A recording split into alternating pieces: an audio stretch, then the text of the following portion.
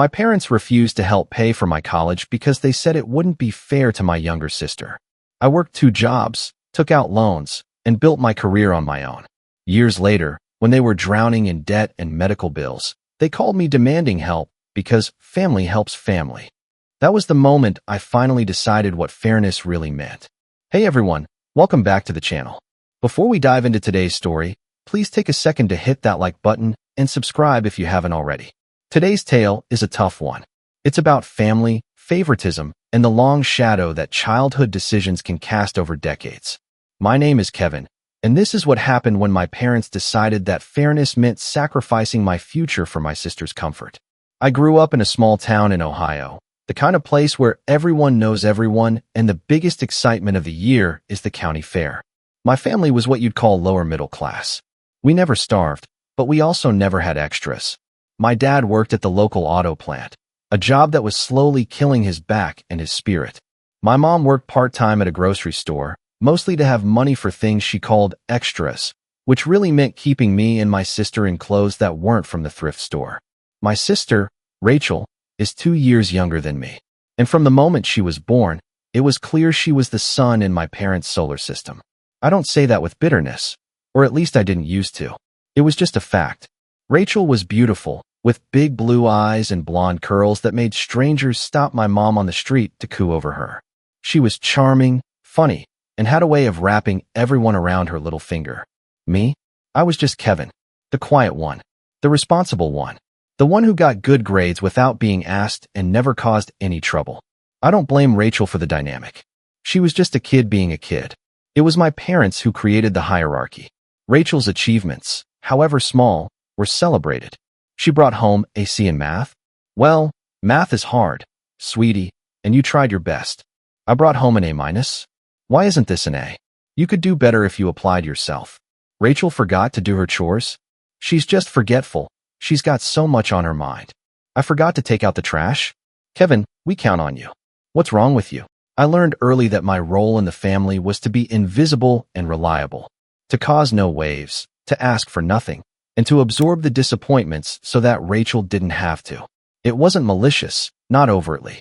It was just the way things were, the water we swam in. High school came and went. I was a good student, not brilliant, but dedicated. I was on the honor roll. I played soccer. I worked a part-time job at a local diner starting at 16. I saved almost every penny I earned. I didn't know exactly what I was saving for, but I had a vague sense that I would need it. College was a word that was spoken in our house, but never with any real conviction. My parents would say things like, if you work hard, maybe you can get a scholarship, or we'll see what we can do when the time comes. It was always conditional, always uncertain. Rachel, on the other hand, was encouraged to dream. She talked about being an actress, a singer, a fashion designer. My parents would nod and smile and say, you can be anything you want to be, princess. They never mentioned the cost of those dreams or the practicality. They just basked in her glow. When I was a senior, the college talk became more urgent. I'd gotten good SAT scores, better than average. I'd applied to a few state schools and one private university that had a strong engineering program, my dream school. When the acceptance letters started coming in, I was elated. I got into all the state schools and waitlisted at the private one. It felt like proof that my hard work had meant something. I remember the night I brought the topic up with my parents. It was a Tuesday, and we were sitting at the dinner table. Rachel was out with friends. My dad was reading the paper. My mom was cleaning up. I took a deep breath. So, I got my financial aid packages from the schools I applied to. I said, trying to keep my voice casual. My dad lowered his paper. Oh yeah? What did they say? I explained the numbers. The state schools were offering some grants and loans, but there would still be a gap. The private school, if I got off the wait list, was astronomical. I'd need help. I'd need them. My mom sat down at the table, drying her hands on a dish towel. Kevin, we've been wanting to talk to you about this, she said, her voice taking on that careful tone I'd learned to dread. We've been doing some calculations, my dad added, folding his paper. And we just don't have the money for college. Not for you. Not for anyone. The plant's been cutting hours, and your mom's hours got cut too. It's tight. My heart sank, but I nodded. I understood.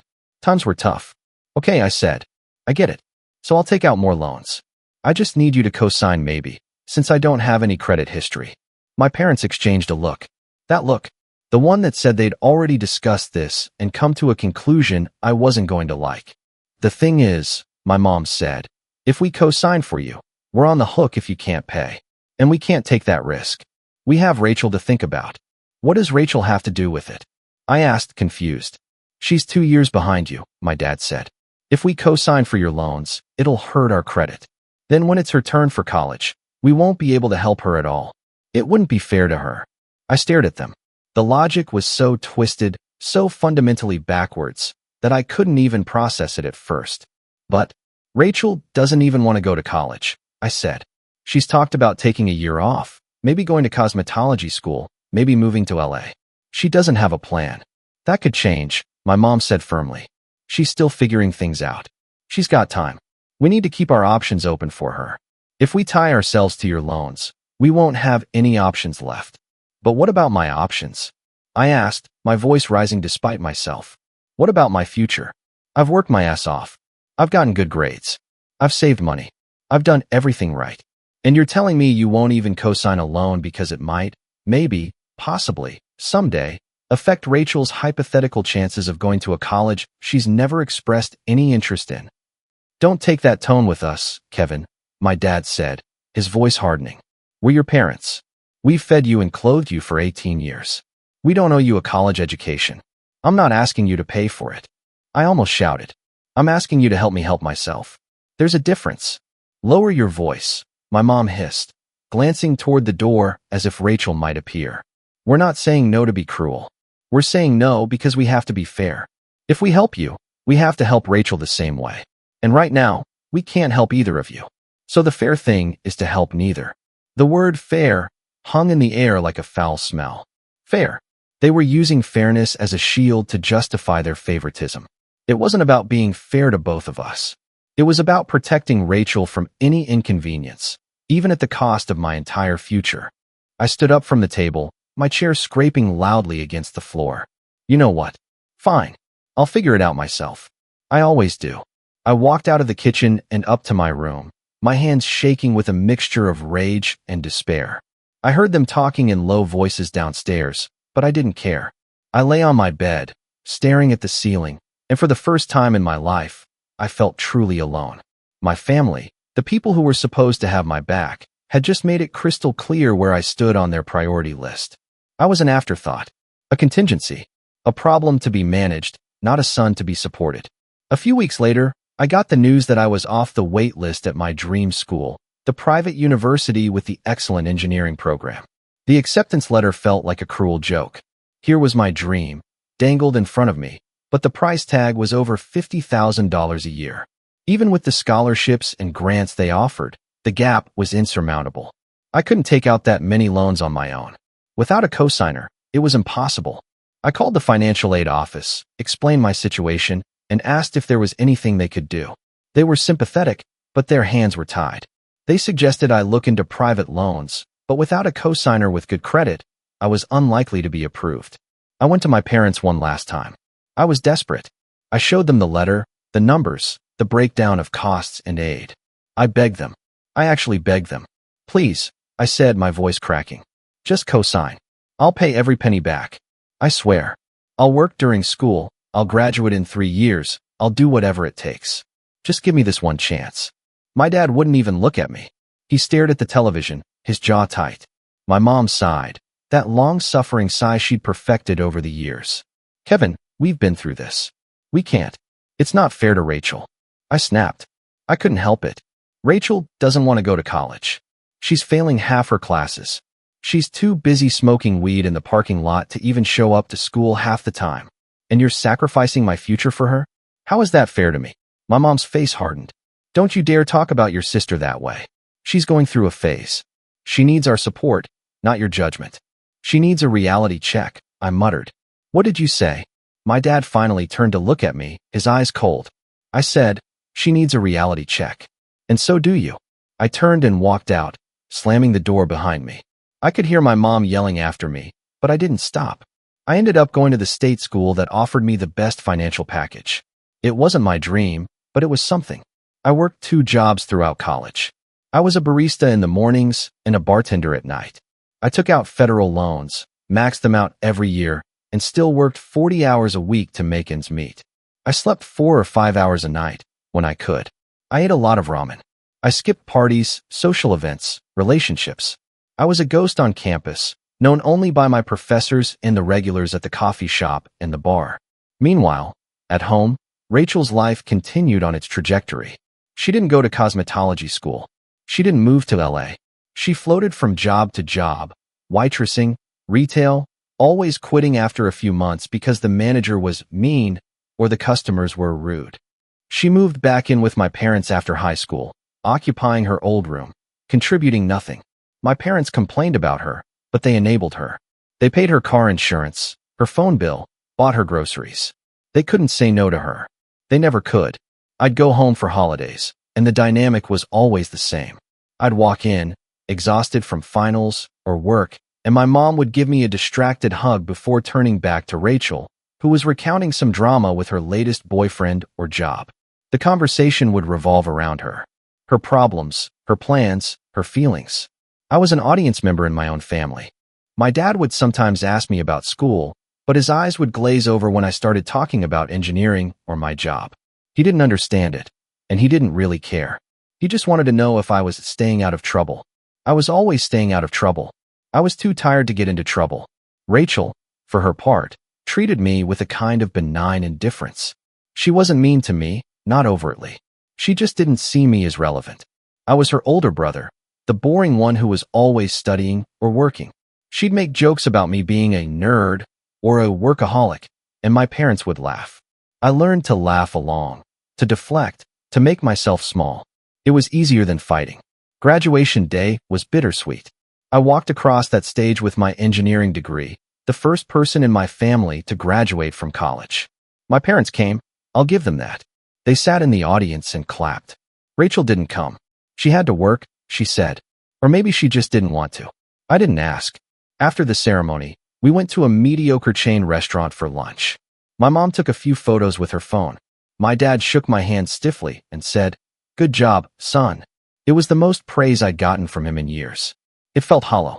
Over lunch, the conversation inevitably turned to Rachel. She was thinking of going back to school, my mom said. Maybe for nursing. Or maybe she'd start her own business. She was so creative, she just needed the right opportunity. I listened, nodded, and ate my burger in silence. I didn't point out that Rachel had been thinking about going back to school for 4 years. I didn't point out that she had no savings, no plan, no work ethic. What was the point? I got a job offer 2 weeks after graduation. A medium-sized engineering firm in Columbus. The salary wasn't huge, but it was more money than I'd ever seen. I packed up my tiny apartment, said goodbye to the few friends I'd made, and moved to the city. It was the first time in my life I felt like I was starting fresh. No more ramen. No more 2 jobs. No more being the invisible son. The first few years were a grind, but a good grind. I worked hard, learned fast, and made myself invaluable. I volunteered for the tough projects, the ones no one else wanted. I stayed late, came in early, and absorbed everything I could. My bosses noticed. Within 3 years, I'd been promoted twice. My salary doubled. I started investing, saving, building a life. I bought a small condo. It wasn't much, a 1-bedroom in a decent neighborhood, but it was mine. I furnished it slowly, piece by piece, with things I actually liked, not just things I could afford. I started dating, cautiously at first, then more openly. I met a woman named Alicia, a high school teacher with a warm smile and a no-nonsense attitude. She was the first person who ever made me feel truly seen. We took things slow, but it felt real. Through all of this, my contact with my family was minimal.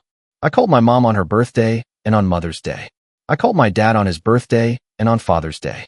I went home for Christmas, a tense, awkward affair where I felt like a visitor in my own childhood home. Rachel was always there, older now, but no more mature. She'd gained weight, lost some of her sparkle, and developed a permanent air of resentment. She was in her late 20s, still living with my parents, still floating between dead-end jobs, still waiting for her big break that was never coming. My parents' financial situation had deteriorated. The auto plant had closed, and my dad was on disability for his back. My mom still worked at the grocery store, but her hours had been cut. They were living on a shoestring, barely making ends meet. I knew this because my mom would drop hints during our phone calls.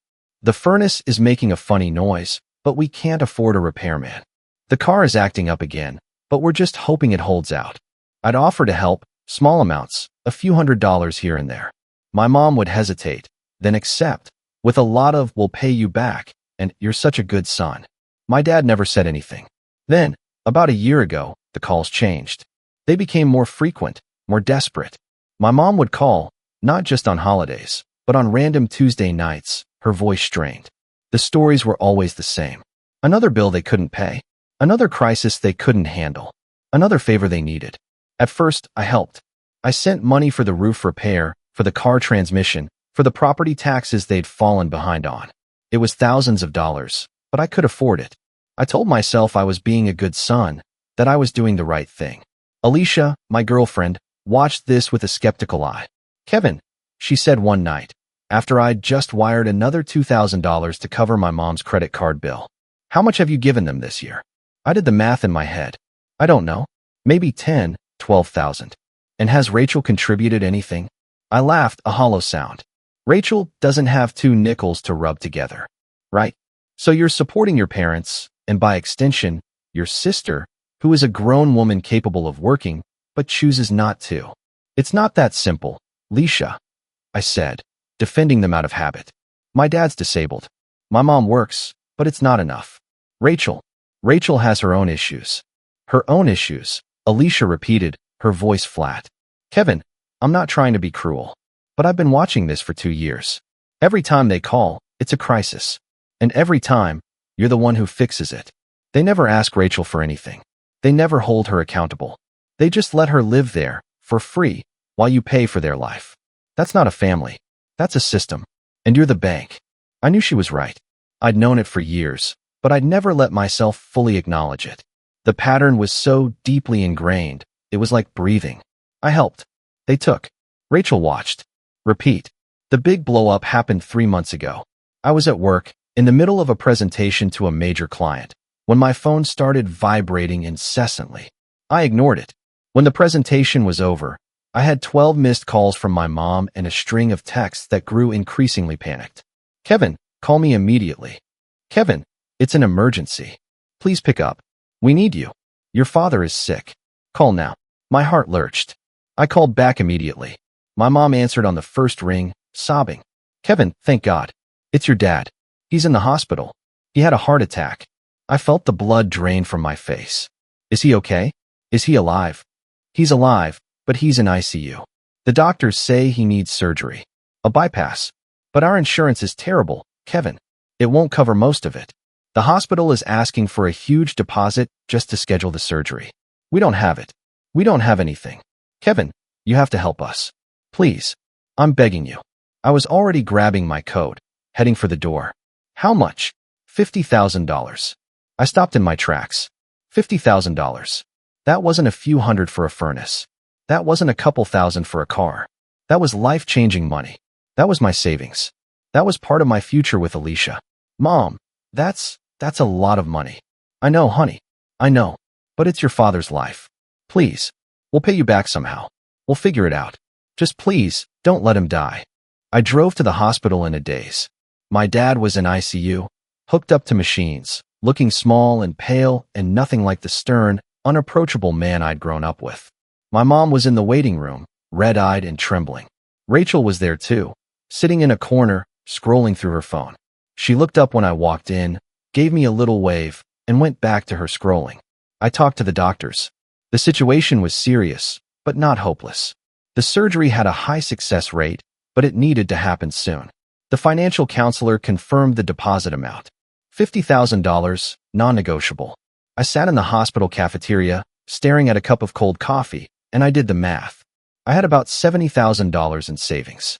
It was money I'd worked years to accumulate. It was for a down payment on a house, for a wedding, for a future.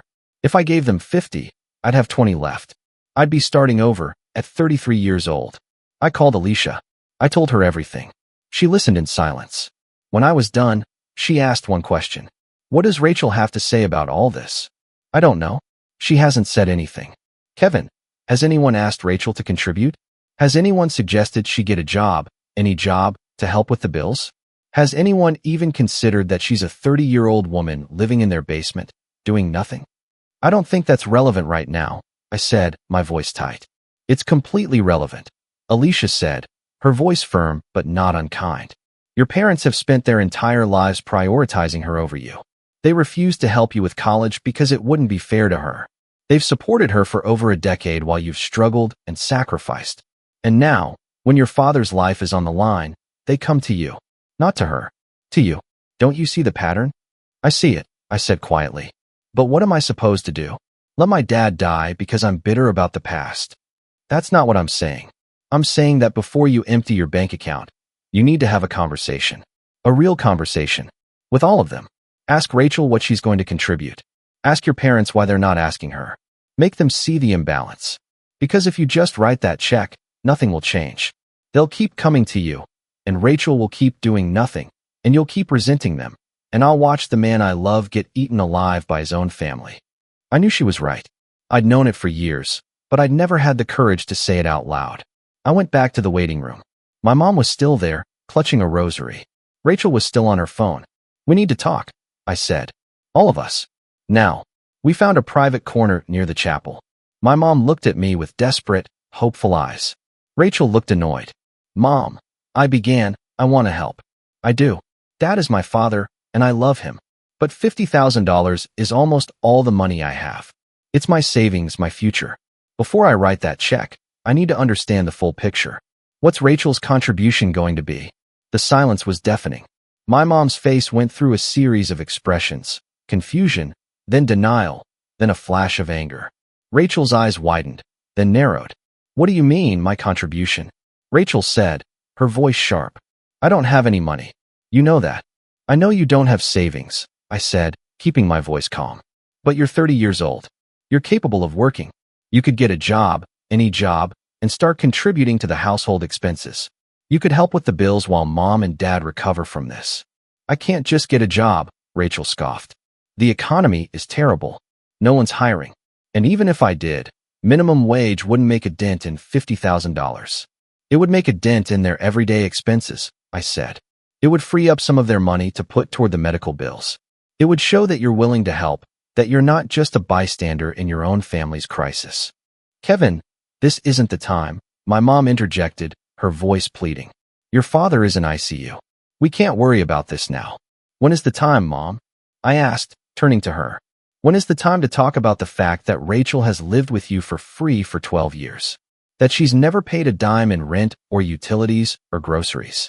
That you've supported her while I worked 2 jobs to put myself through school? When is the time to talk about fairness? Fairness.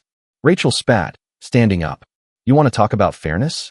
You, with your fancy degree and your big shot job and your condo in the city?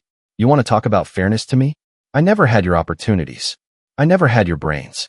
Mom and Dad knew I couldn't make it on my own, so they helped me. That's what parents do. They help the child who needs it most. I stared at her, genuinely stunned by the revisionist history. You didn't have my opportunities? I had no opportunities, Rachel. I had parents who refused to help me. I had to create my own opportunities from nothing. You had a roof over your head and food on the table and 0 expectations. You had the opportunity to do anything with your life, and you chose to do nothing. That's not on Mom and Dad. That's on you. How dare you? Rachel hissed, her face reddening. You have no idea what my life has been like. You have no idea how hard it is to be me. You're right, I said, my voice heavy with exhaustion. I don't know what it's like to be you, but I know what it's like to be me. I know what it's like to work 80-hour weeks and still worry about money. I know what it's like to eat ramen for a month because I had to choose between groceries and textbooks. I know what it's like to have no safety net, no backup plan, no one to call when things get hard. And I know what it's like to watch the people who were supposed to love me pour all their resources into someone else and then turn to me when they need something. My mom was crying now, silent tears streaming down her face. Kevin, please. We're sorry. We know we made mistakes. But your father is dying. Can't we just get through this first, and then we'll figure everything out? I looked at her, and I felt something shift inside me. A lifetime of suppressed anger, of swallowed disappointments, of silent sacrifices, all bubbling to the surface. I thought about the 18-year-old boy who had begged his parents for a chance, who had been told that his future was less important than his sister's comfort. I thought about the years of grinding, the exhaustion, the loneliness. I thought about Alicia and the life we were building and the future I'd worked so hard to create. "Mom," I said, my voice quiet but steady, "I'm going to pay for Dad's surgery. I'm going to write the check because he's my father and I don't want him to die. But after this, things are going to change." "What do you mean?" my mom asked, her eyes wide. "I mean, I'm done being the family bank. I'm done subsidizing Rachel's lifestyle. I'm done being the only one who sacrifices. After this, you're on your own.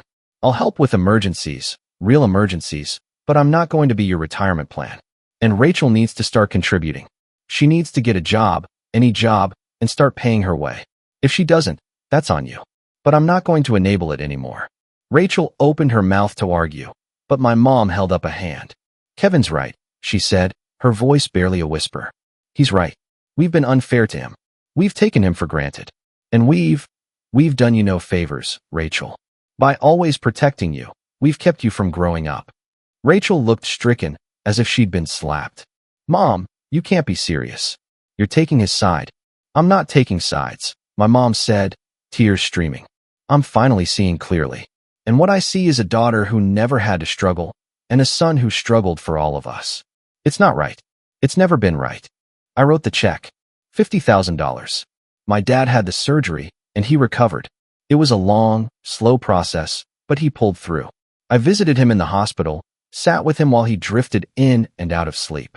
We didn't talk much, but sometimes he'd look at me with an expression I'd never seen before. Gratitude, maybe, or regret. The aftermath was messy. Rachel moved out, finally, after a massive blow-up fight with my parents. She blamed me, of course, said I'd poisoned them against her, that I was selfish and cruel, that I'd always been jealous of her. She went to stay with a friend, then another friend, then I lost track. I heard she eventually got a job, a low-paying one at a call center, and was renting a room in a shared house. It wasn't much, but it was a start. For the first time in her life, she was actually living in the real world. My parents' financial situation didn't magically improve. My dad was on disability, my mom still worked at the grocery store. They were drowning in medical bills despite my check. But I held my boundary. I didn't send money for the small things. I didn't bail them out when the car broke down again. I sent birthday cards, not checks. I visited on holidays, but I didn't stay long. It was hard. Every cell in my body had been trained to say yes, to help, to sacrifice. Saying no felt like a betrayal of everything I'd been taught. But Alicia was my anchor. She reminded me, over and over, that boundaries weren't cruelty, that self-preservation wasn't selfishness, that I deserved to have a life of my own, not just be a resource for people who had never prioritized me. About 6 months after the surgery, my dad called me. He never called me. It was always my mom. So when I saw his name on my phone, I felt a jolt of anxiety. "Hey, Dad. Everything okay?" Yeah, everything's fine," he said, his voice gruff but not unkind. "I was just thinking. Wanted to talk to you." "Okay," I said, settling onto my couch. "I'm listening." There was a long pause. I could hear him breathing, gathering his thoughts. "I've been doing a lot of thinking, lying in that hospital bed, and then recovering at home," he said finally. "Thinking about the past. Thinking about you and your sister. Thinking about the choices we made." I didn't say anything. I just waited. "We were wrong, Kevin. Your mom and me. We were so wrong about so many things." His voice cracked, and he cleared his throat. "We thought we were protecting Rachel. She was always so fragile, so sensitive. We thought if we just loved her enough, supported her enough, she'd find her way. And we thought you were strong enough to handle things on your own. You always seemed so capable, so together. We didn't see that we were using you, taking you for granted." I felt a lump form in my throat. I'd waited my whole life to hear these words, and now that they were here, I didn't know what to do with them. "I'm not making excuses," he continued. "There's no excuse for what we did, or didn't do. We should have helped you with college. We should have been there for you. We should have made you feel like you mattered as much as your sister. And we didn't. And I'm sorry. I'm so sorry, son." The tears came then, silent and hot, streaming down my face. I didn't try to stop them. "Thank you, Dad," I whispered. "Thank you for saying that." "It's the truth," he said. "It's overdue, but it's the truth. And I want you to know, I'm proud of you. So proud. Look at what you've built, all on your own. You're a better man than I ever was. You're a better man than I had any right to expect, given how we raised you. We talked for a while longer about small things, safe things. But something had shifted. The wall between us, the one that had been there my whole life, had a crack in it. It wasn't repaired, not by a long shot. But it was a start. My relationship with my mom changed too, slowly. She stopped calling with crises. She started calling just to talk, to ask about my job, about Alicia, about my life. She came to visit us in the city, something she'd never done before. She met Alicia properly, and I could see the wheels turning in her head, the realization that I had built a good life, a real life, with people who actually loved me. Rachel and I are not close. I don't know if we'll ever be close. The resentment runs too deep, and she's still struggling to find her footing in a world that doesn't revolve around her. She sends me a text on my birthday, and I reply with a generic thanks. It's more than we used to have, but it's not a relationship. I've made my peace with that. The $50,000 is gone. I won't pretend it doesn't sting. It set back our plans for a house, for a wedding. Alicia and I had to postpone some things, readjust our timelines. But we're okay. We're more than okay. We have each other, and we have a clarity about what matters. Money can be earned again. Time can't. A few months ago, Alicia and I got married. It was a small ceremony, just a few dozen people, in a park near our condo. My parents came. My dad walked me down the aisle, which was non-traditional, but felt right. My mom cried happy tears. Rachel didn't come. She said she had to work. Maybe she did. Maybe she didn't. I didn't ask. At the reception, my dad pulled me aside. He looked older, frielier, but there was a peace in his eyes I'd never seen before. "I'm glad we're here," he said, gripping my shoulder. "I'm glad we didn't lose you." "You didn't lose me, Dad," I said. And I meant it. Not entirely, anyway. "I know we came close," he said. "Too close. But we're here now. And I just want you to know, I love you. I've always loved you. I was just too stupid to show it." I hugged him then. A real hug, the kind we'd never shared. It felt awkward and wonderful and sad and healing, all at once. The journey isn't over. Families are complicated, messy things. The scars of childhood don't just disappear because someone says sorry. But they can fade. They can become part of your story, not the whole story. I still think about that 18-year-old boy sometimes, the one who begged his parents for a chance and was told no. I want to go back and tell him that it's going to be okay, that he's going to be okay, that the struggle will make him strong, and that one day, he'll have a life he never could have imagined. A life built on his own terms, with people who love him for who he is, not for what he can provide. And I want to tell him that fairness is a complicated thing. It's not about treating everyone the same. It's about seeing each person for who they are and giving them what they need. My parents didn't understand that. They thought fairness meant equality, but what it really meant was equity. And they got it backwards. But I've learned that you can't wait for other people to be fair. You have to be fair to yourself. You have to set boundaries, even with the people who raised you. You have to say no, even when it hurts.